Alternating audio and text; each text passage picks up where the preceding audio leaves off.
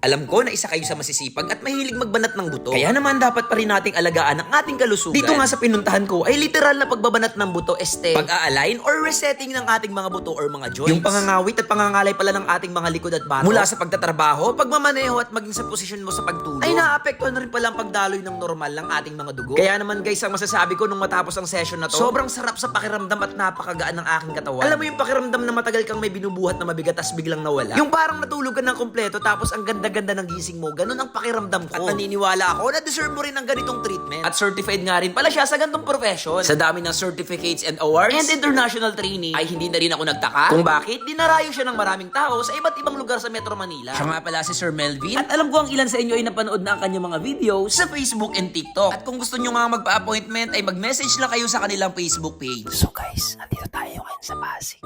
Papulong lang ako ngayon kasi para hindi ma-distract. So, yung dating pinapanood ko lang na si Reset.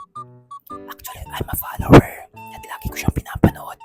Nagulat talaga ako kasi sinurprise ako ni Mrs. Para i-reset tong aking mga joints. Siya pala yung ano niya.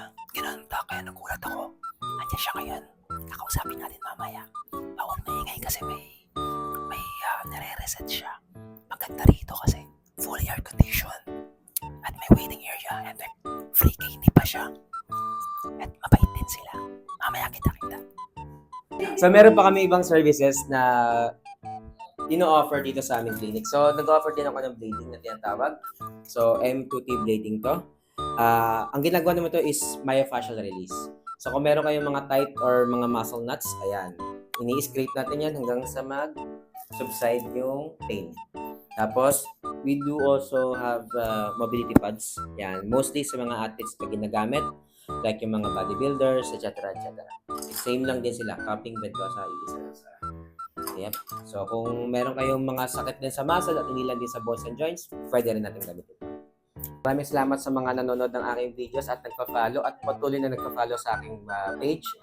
Iniimbitahan ko po kayo na pumunta dito sa aming clinic. Ito ay located lang sa Pasig, Manggahan. I-google map nyo na lang, Reset and Release PH, kitang-kita siya. Maraming salamat.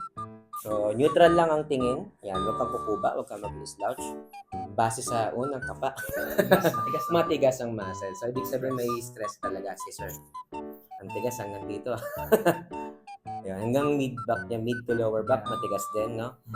Possible din nakukuha yung stress ng likod or tension ng likod niya is because of the posture. Siguro sa sobrang tagal na pagmumotor, ayan, nag-i-slouch na, kaya ganito na. Para na siyang bato. So, yan, dun na yun sumasakit. Siyempre, pagka nanigas na tong muscle mo dito, damay din sa spine. So, kailangan natin align. Okay? So, mahaba tong right foot niya versus no sa left. So, based din sa kanyang pelvic, dito sa hip, ganun din, nakatabingi rin, no? So, descending to, pababa to, ito medyo mataas. Kasi na-pull nahatak. Kung palagi ka naka-D4, ganun, or naglalagay ka na wallet dito, yan, posible. May pain? Wala naman. Okay.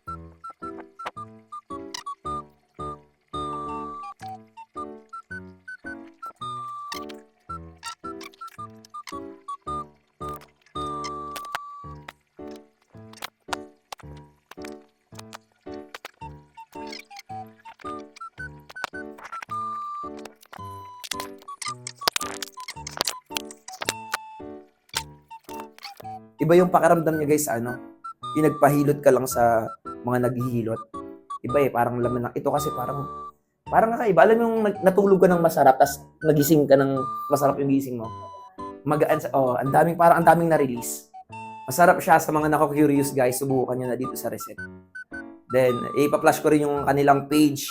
Then, andun na lahat yung mga info, yung number nila kung paano. Pagpa-book ng appointment guys, kasi much better na naka-appointment kasi pagpumunta kayo, sure na nandito sila. Sir, ano yung mga ibang benefits nito? Ang benefits ng bone alignment talaga is good blood circulation. Na-mention ni sir is giginhawa at maging pakiramdam nyo, lalo na pag sobrang dami ng tension ng likod nyo because of work. So, kung nag-estudyante kayo, kung yan, lagi kayo nakayuko, ayan, mag-fix natin yan, maayos natin yung mga problema nyo sa musculoskeletal, tsaka yun na rin, kung meron kayong sobrang mabibigat na pain, kung hindi natin kaya tanggalin, at least mabawasan man na natin, ma-alleviate natin yung pain. Sir, maraming salamat. Thank you po. Oo. Guys, ano pang hinihintay nyo? Tara, maki-reset na.